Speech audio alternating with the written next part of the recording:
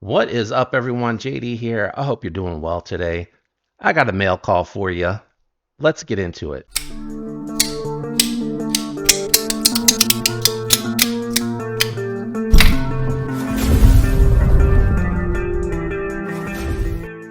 All right, so we have a few things on the table here that we're going to get into. I'm going to go ahead just really quick and move the box to the side. We'll go ahead and jump into this first. It does have my label information on the front, and I did go ahead and cut it open to save some time since we're opening multiple things here.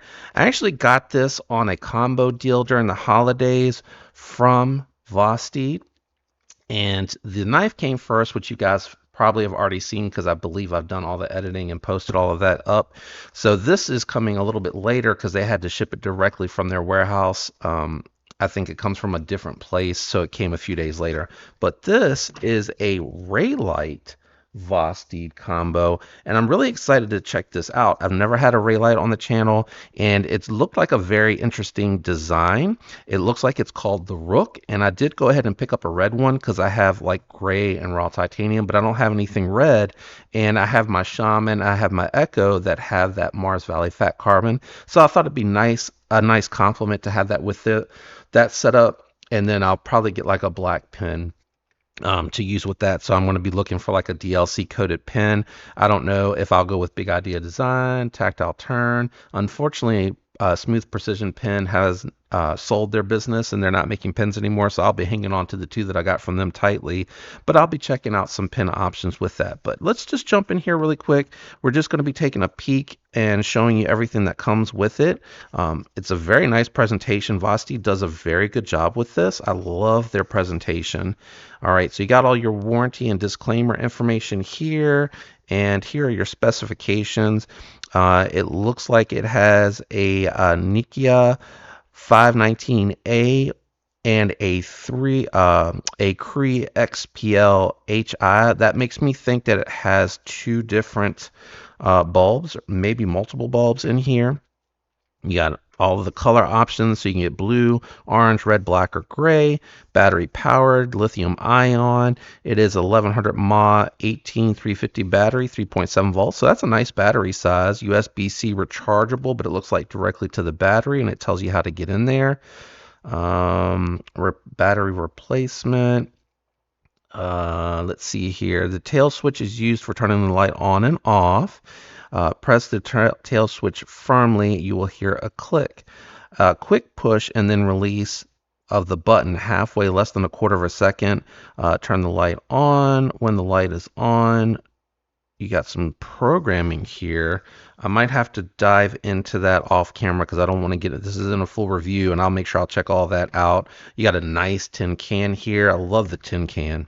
One of my favorite ways that they ship these. The other one is they have the plastic storage box. So you got stickers back here. Yeah, stickers.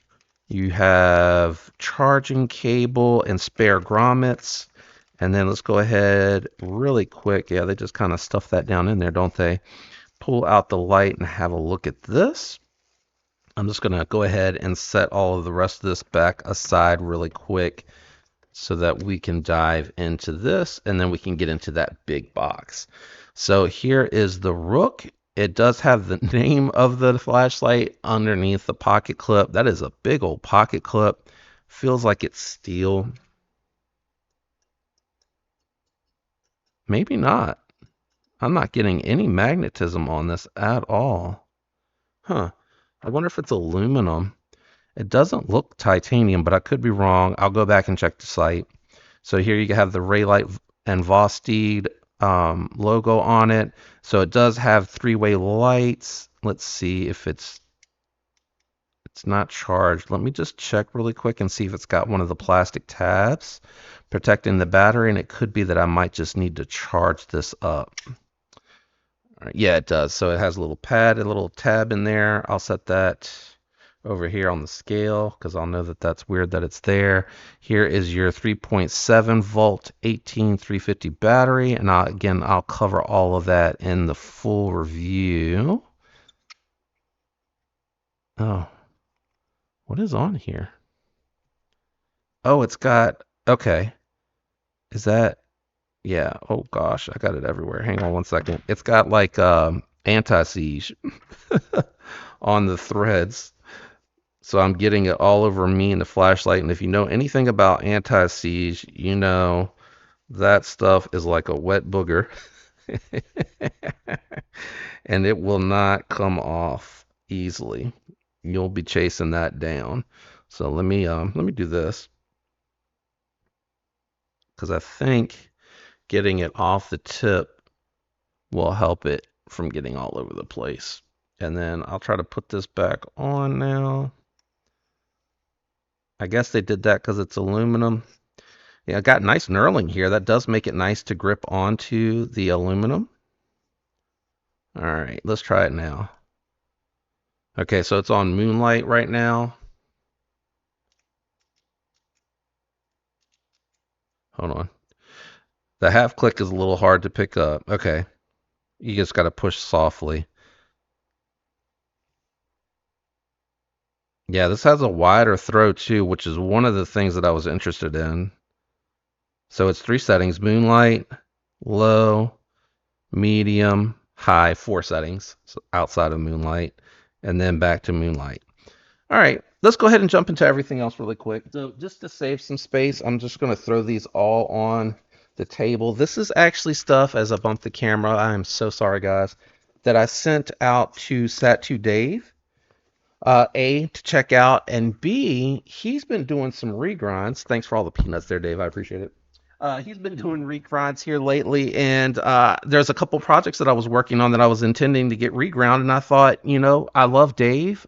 He does quality work. He's such a stand-up guy, and I wanted to support him by letting him take a crack at some of the stuff that I was interested in getting reground for my own collection. But first, let's just check out.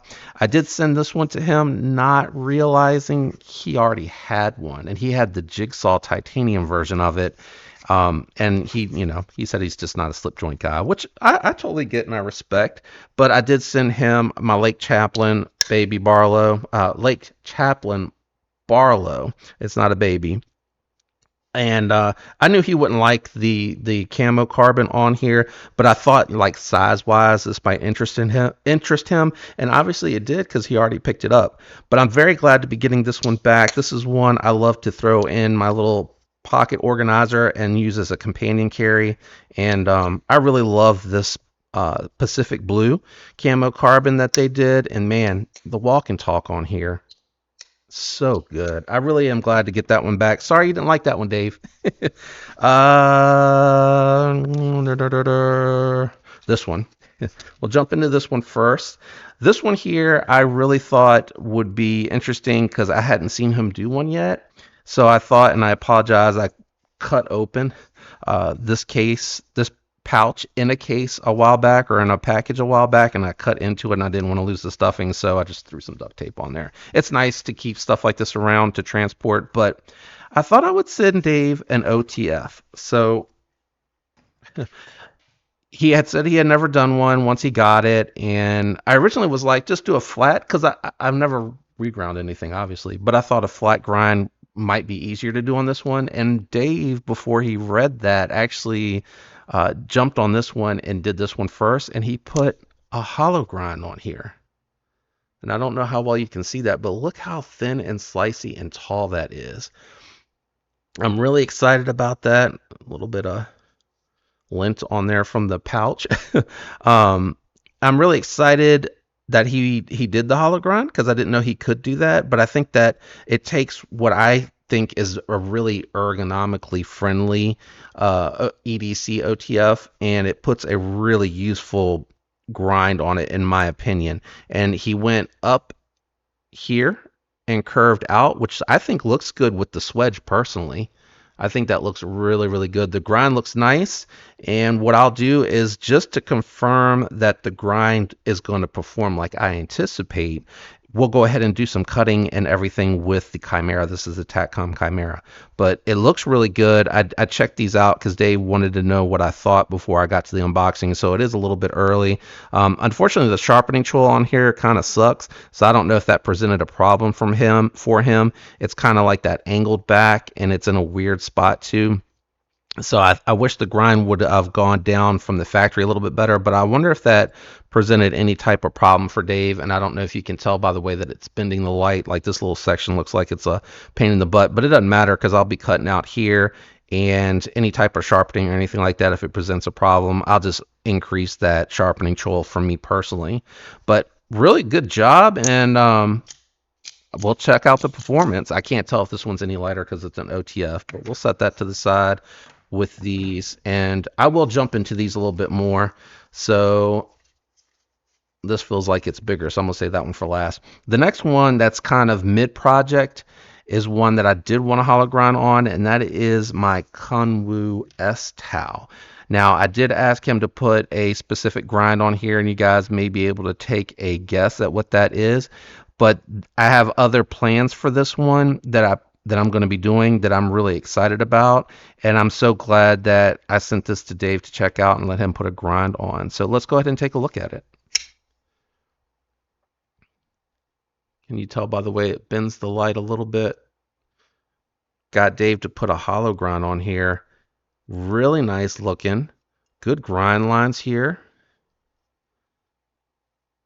Oh, yeah, a little bit off there. A little bit off there, Dave. Barely noticeable though. If you look, this one here looks like it's a little bit more rounded. And then on this side, got a little bit of a funky thing there, but it still looks really good. This one here has a good sharpening tool on this. So this is going to be a real slicer, guys. Look how thin he did that. That is awesome. I just love the belt satin finish on these two. I think it just looks really awesome. Super aggressive. I like that about these. He did say, oh yeah, it took a lot of material out. It definitely, overall, the whole knife feels lighter. Whole knife definitely feels lighter. I really like this one. I think this is going to be awesome when it's all said and done. Y'all, you will have to wait to see what else I plan to do with this one. So really excited about that. Oh, it looks like I chipped a pocket clip. I never noticed that, but it looks really good. Nice job on this one. Let's get into the last one here. This is getting a little longer than I anticipated.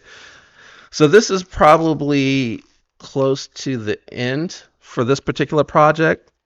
You guys may recognize my sheepdog here, and you can see some of the grind that Sat2 Dave did on here. So this one was anodized by me. It looks like the anodizing is wearing off a little bit right here, and that's kind of makes sense because it's where you kind of put the thumb, and your thumb's kind of rubbing across and everything.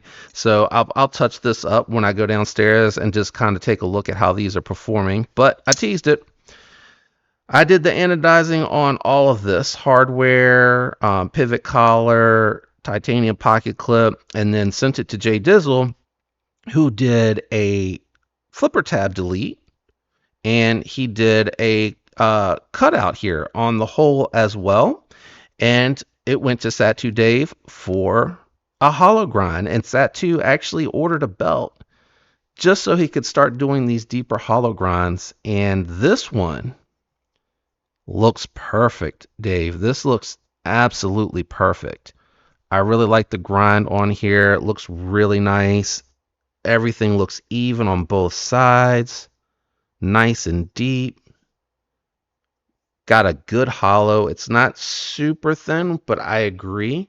You do not want something super thin on this because you do want to retain some of the toughness. I told him just to put a quick edge on everything, and then what I can do is I can put it on my cami and put an edge on it if I want to, or strop it if I feel like the edge angle is good. He looks like he just put kind of a standard edge, which I appreciate because, again, he's doing all of this on his own time, and I'm really grateful for that. And I think this just really doesn't even look like, outside of the handle, like a traditional sheepdog anymore. There's been so much that's been done to it. I will touch up the end on this one. We'll check the edges too together, and then I'll determine if it's going to be a strop or a new edge. So Sat2 Dave's work here on all of these, phenomenal work. My man is just killing it, and I can't wait to see him continue to grow on doing these. They came out awesome. Really glad to get my Lake Chaplin Barlow back here. I love this little guy. Pacific Blue. These are all upside down, aren't they? No, they're right. They're right. And then the Rook. flashlight? Where are we gonna put that? We're gonna put that over here. That'll get a full review. I'll take all of these minus the Lake Chaplin Barlow. I'll take all of these down to the garage here in a little bit. I got to do some other little kind of cut tests for videos, and we'll check all of those out together. And then probably in that video, I'll just wrap up whether I put my own edge on or if I just dropped out what he did. But again, just to kind of feel what it's like now going through the material, because honestly, the sheepdog was pretty slicey, and the S-Towel was definitely pretty slicey before, so I'm pumped. I can't wait to check to see what these feel like going through the material now. And then I will say that the Chimera was serviceable as an EDC. Like, it's going to get you into your packages, and it's going to allow you to break a box down here and there. Really anxious to see what that one's like. And maybe what I'll do is I'll take the Barlow down there as well. I think I want to do a like full-on cut test with that one, because I haven't done it on any of the QSP produced traditional pocket knife exclusive slip joints. So I may go ahead and get into that, and then you'll get a full review for the Vrook. I know this one was longer, but I'm really excited. I love Dave, and I was just pumped that he's getting into this now. I highly recommend his work. Everything looks phenomenal. He's doing it all by hand, which I think is awesome too. It just goes to show the level of skill Dave has. Thanks, Dave. I really appreciate it. Shout out to everyone out there that likes, uses the links, comments, and is subscribed. Shout out to my channel members. You'll get early access to this.